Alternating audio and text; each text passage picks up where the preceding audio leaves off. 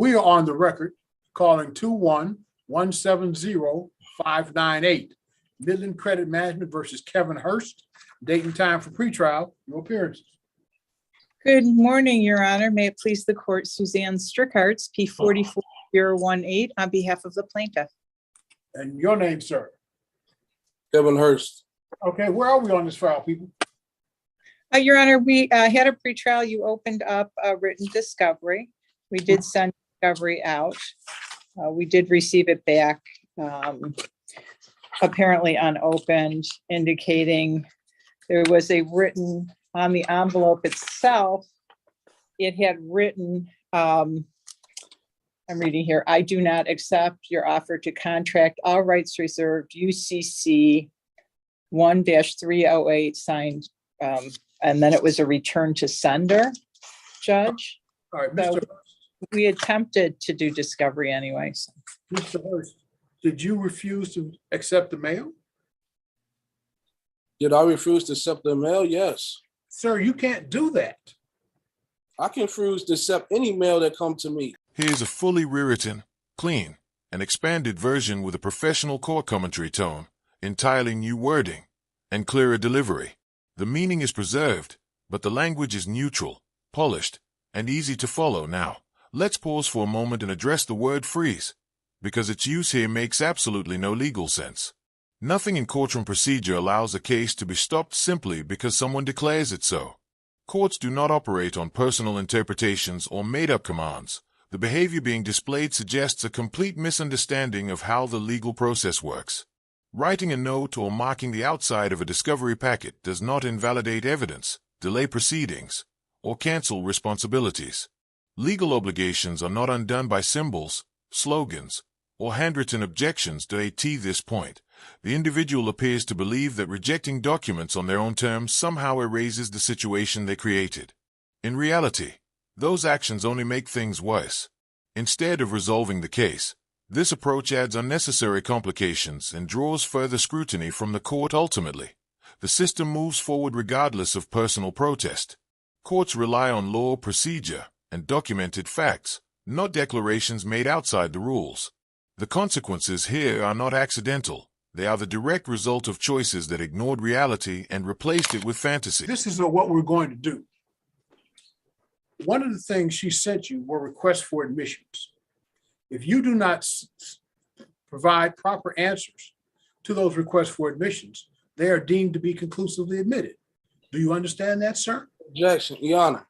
Do you understand what I have said? No, I don't. All right, here it is. I open written discovery in this matter. You have a right to whatever legal position you want, but you do not have your own set of court rules. Among the things that the court rules provide when written discovery is open is that she can send you requests for admissions. Those requests for admissions are in writing and they must be answered under oath and in a certain time frame. If they are not answered and filed in accord with the court rules, then they are deemed to be conclusively admitted. You will not be able to contest those things. And that was what was sent to you, sir. And that time to start running those started with the day they were mailed to you. Your Honor, you don't want to accept I'm not even sure. I do not have any understanding of this is my debt or. It's also worth considering what was actually contained in the packet that was rejected. That material wasn't arbitrary paperwork. It was the formal discovery, outlining the accusations and the evidence intended to be presented in court. Refusing it did not protect the defendant in any way. By choosing not to accept those documents, the individual effectively removed their own opportunity to understand the case being built against them. Discovery exists so a defendant can review the claims, prepare responses, and avoid being caught off guard. Declining it only creates blind spots. As a result, this decision puts them on a direct path toward trial without a clear picture of what they are facing. Going into court without knowing the allegations or the supporting evidence is a serious disadvantage, one that serves no strategic purpose and often leads to harsher outcomes. They just coming with these allegations. I'm trying to see and verify if it is. When they called me the first time, they should have sent out verified documents stating that the original creditor and who it was and that I truly owe this debt. Well, Your Honor, just indicate that we did attach to those. They already, they, Excuse me, Mr. Hurst. excuse me, I wasn't finished. Excuse me. She was talking. I wasn't finished. I wasn't finished. She All right, I'm cut going me to mute off. you, Mr. Hurst. I'm not going to have this. Your Honor, she cut I'm me not off. gonna I was have still this. talking. This is not a clown show. Oh You will my speak goodness. one at a time. I can't finish my You statement. will speak one. Don't interrupt me again, Mr. Hurst. Go ahead, sir. Why, thank you. You will speak one at a time. You will not interrupt each other. You will not interrupt me. Do you understand what I have said? Mr. Yes, sir. Hurst? I don't understand anything. Okay, fine. I don't even understand why I'm here. I'm going to mute I don't you. even understand what's going on. There's really no question about that outcome. Based on what's been shown so far, it's clear there's a fundamental lack of understanding when it comes to even the most basic responsibilities involved in this process. The confusion isn't limited to legal strategy. It extends to simple decision-making. The actions on display suggest someone who is overwhelmed and unprepared, yet still insisting they have everything under control. That disconnect between confidence and competence becomes increasingly obvious with each choice that's made. Instead of demonstrating awareness, the behavior highlights repeated misjudgment that end situations like this. Courts don't evaluate intentions or personal beliefs. They look at actions and consequences. And when those actions show a consistent failure to grasp straightforward concepts, the result is predictable, avoidable mistakes that steadily worsen the individual's position. I'm muting Mr. Hurst, and I will let Ms. Strickard say what it is she wishes to say. Then I will unmute Mr. Hurst and allow Mr. Hurst to speak. Ms. Strickard, you were responding, Mr. Hurst. Yes, sure. I was just indicating that we did attach the account statements, the full chain of title and seller data sheet to the packet. So even though there was no requirement, we did want to provide that to the defendant. And so that was in, all of those materials were in the packet that was rejected, Judge. Well, let's let Mr. Hurst respond. Okay, so the understanding that I have is that they should have contacted me 5 days after they should have gave me documents 5 days after they contacted me about the alleged debt. I told them I have no recollection of the debt. Yeah, I don't even know enough information to admit or deny the allegations to the debt. So if they're accusing me of this debt, I would like to ask them a few questions so that they can verify that this debt even belongs to me. And that's why I refuse the packet, because I don't know if they're trying to contract with me or not. Based on long-standing patterns, individuals who follow sovereign citizen-style beliefs are widely viewed as extreme financial risks. Their approach to contracts and obligations often ignores established law, making reliable transactions nearly impossible. As a result, most financially responsible parties avoid any formal agreement with them. From a practical standpoint, lenders, service providers, and institutions require predictability and legal compliance. When someone openly rejects those principles, it signals instability rather than independence. That perception alone is enough to end potential business discussions before they begin to end the real world. Credibility matters. Without a willingness to honor binding agreements and accepted financial rules, trust breaks down quickly. And once the trust is gone, opportunities for legitimate contracts disappear just as fast. I didn't know what it was, so I sent it back. All right, let me explain it to you again. Whatever political views you have, I had no understanding that they were sending me these things. They didn't even tell me that they was going to send me. In the last court date, did they say, or did she say, we're going to send you something? sir, I opened written discovery. That allows you to serve written discovery. That allows her to serve written discovery. And she did so. If you elect not to receive it, then that's on you. That's the risk, and you bear the risk of that. But I would urge you, and let me tell you, as I told you at the beginning, you have an absolute constitutional right to represent yourself, but what you do not have is a right to your own set of court rules. You may not be frustrating the court rules, sir, by refusing to accept mail. If that's the choice you make, then that's the choice you make, and you will have to live with the consequences of that. I would urge you, sir, perhaps you might want to get counsel, because I don't think you understand the process, and I'm not at all sure you understand the consequences of the choices that you are making. However, as I indicated, you have an absolute constitutional right to represent yourself. I would urge you to get counsel. So I'm going to give you another date, And sir, she is going to do what she does to represent her client, and you're going to do what you do. And if the court rules cut against you, then so be it. If someone chooses to damage their own future through poor decisions, the system is not designed to intervene and stop them. Courts allow individuals to make their own choices, even when those choices clearly work against their best interests. Responsibility rests entirely with the person making them. What follows is not punishment driven by emotion, but consequences that naturally flow from repeated misjudgment. When someone insists on ignoring reality, the process continues without accommodating those misunderstandings. The courtroom is not a stage for personal theories or distractions that I end this case. The judge remains focused, professional, and fully aware of what's unfolding. By the end of the proceedings, the contrast between the court's seriousness and the individual's behavior becomes unmistakable. The outcome isn't shocking. It's the predictable result of choices made long before the gavel comes down. I got a question. They are claiming that this debt belonged to me. Would they have to produce all the proof and verify that this debt belongs to me? The plaintiff has the burden of proof, Mr. Hurst. That's right. So she had to produce the proof that this debt belongs to me, right? She has the burden of proof. Okay. Thank you.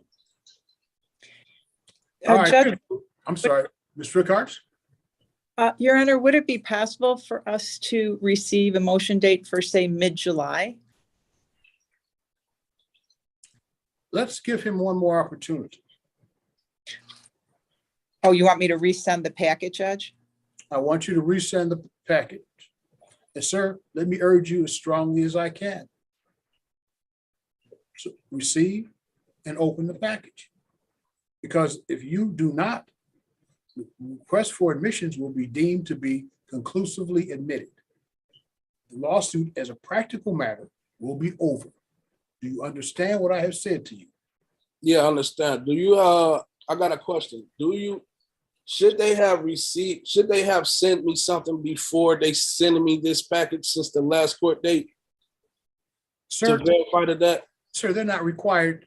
If you think you need some information, you have the right to seek discovery too. But you can't tell them how to litigate their case. The same way Okay, so she's going to send me a packet and I'm going to send her back a packet as well, right? No, you're going to do what you choose to do. She's going to send you again those requests for admissions. Well, you said the Don't discovery interrupt me again. We had this conversation before, didn't we? Sorry. We had this conversation before. Go ahead. As a courtesy to you, she's going to send you the request for admissions one more time. You will either accept the package or you will not. You will answer and serve the request for admissions in accord with the Michigan court rules, or you will not. And then if you do not, then those things will be deemed to be conclusively admitted. If you choose to send written requests for discovery, you have a right to do that too. You can send written interrogatories, requests for production of documents, and requests for admissions. Same as her. In some ways, the situation mirrors what we've seen before, but there's an important difference. Unlike a trained attorney, this individual does not have years of legal education or courtroom experience to rely on while navigating the case alone. That lack of formal knowledge puts them at an immediate disadvantage. This concludes the initial court appearance, where the key development was the eventual acceptance of the discovery materials. While delayed, that step was necessary for the case to move forward in an orderly manner. Without it, meaningful progress would have been impossible. With the first appearance now complete, attention turns to what comes next. The second appearance will build on what has already occurred, and the decisions made there will carry even greater weight as the proceedings continue. All right, we are on the record. This is 21-170-598. Midland Credit Management versus Kevin Hurst. Date and time for pretrial. Your appearance. Good morning, Your Honor. May it please the court, Suzanne Strickhartz, P44018, on behalf of the plaintiff. And what is your name, sir? Kevin Hurst. Okay. All right. I do hereby reserve all of my rights, waiving none, not to be compelled to perform under any contract or commercial agreement that I did not enter knowingly, voluntarily, or intentionally. I do not accept the liability of any compelled benefit or unrevealed contract or commercial agreement without prejudice. What happens next only makes the situation worse. The individual moves forward with a combination of misplaced confidence and poor judgment, creating a presentation that lacks both legal grounding and logical structure. Instead of strengthening their position, every step further exposes the weaknesses in their approach. This is the moment the narrative has been building toward throughout the proceedings. While it may be described as the interesting part, that description applies only from the court's perspective. For the judge, it becomes an opportunity to address the conduct directly and clarify where reality and legal procedure firmly stand. From here, the courtroom dynamic shifts noticeably. The judge remains composed and professional, but the contrast between experience and misunderstanding becomes unmistakable. What follows is not entertainment for the defendant. It's a clear demonstration of how the system responds when patience finally runs out. Is there anything else you want to say, Mr. Hirsch? That's it. All right. All right, where are we on this file? Judge, discovery's been completed. Motion for summary's been filed. We are looking for the court to assign a date. Okay. Let's get you guys a date. Mr. Hirsch, do you have the motion for summary disposition filed on behalf of the plaintiff?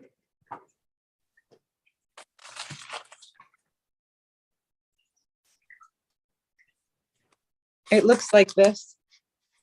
What's that? It looks like this. I'm asking you Yeah. first if you received the motion for summary disposition filed by the plaintiff. Do I have it? Yes, sir. Yes. Okay. So let's set you a date for hearing and we'll move on. Does July 26th at 10 o'clock, does that work for everybody?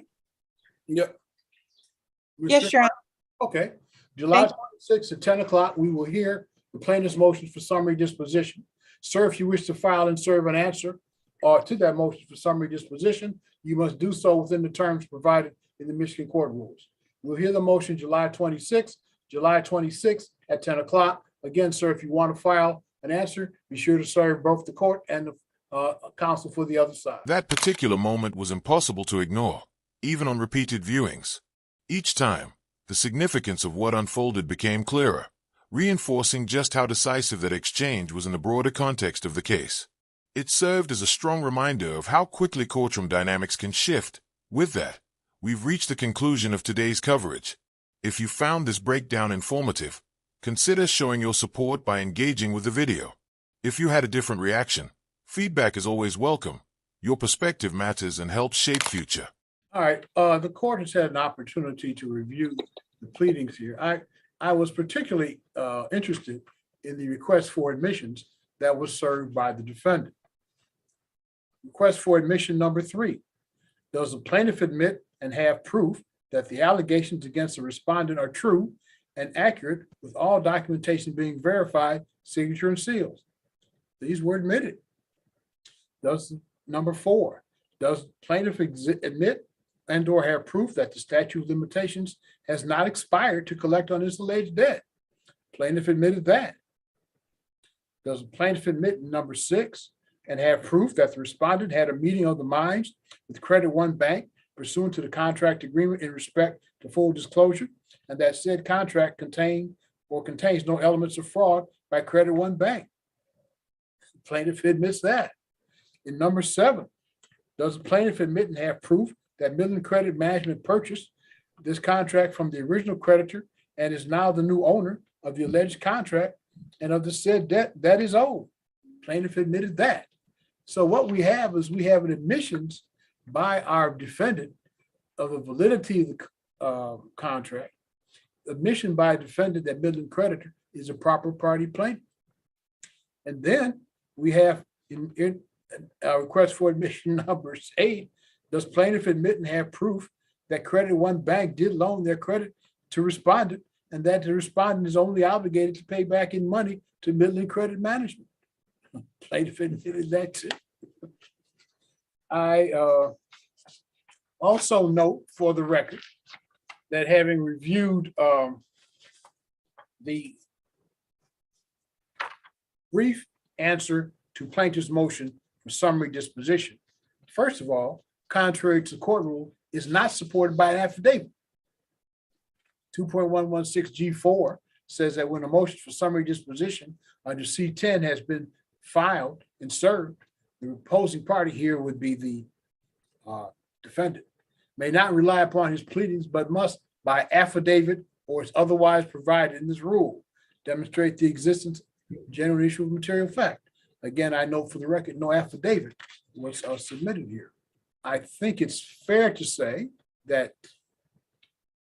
the pleading filed by the defendant is somewhat obtuse. I quote, for example, from the third page, the agreed upon proof of claim does not serve in place of the original account, for it is a conditional acceptance and not the foundation of an action, and does not become an original demand and amount to an express promise to pay the actual sum stated. In his first paragraph, the plaintiff, and I'm quoting again, plaintiff claims that the living soul utilizes an address in his answer, when in fact the address that is used there indicates that the living soul does not live at this address, but is receiving mail there. So the defendant has failed to appear. He has failed to support his brief answer to plaintiff's motion for summary disposition by affidavit as required by the court rule. The court has had an opportunity to review the pleadings filed on behalf of the plaintiff in this matter, and I'm satisfied. There's no general issue of material fact in this matter.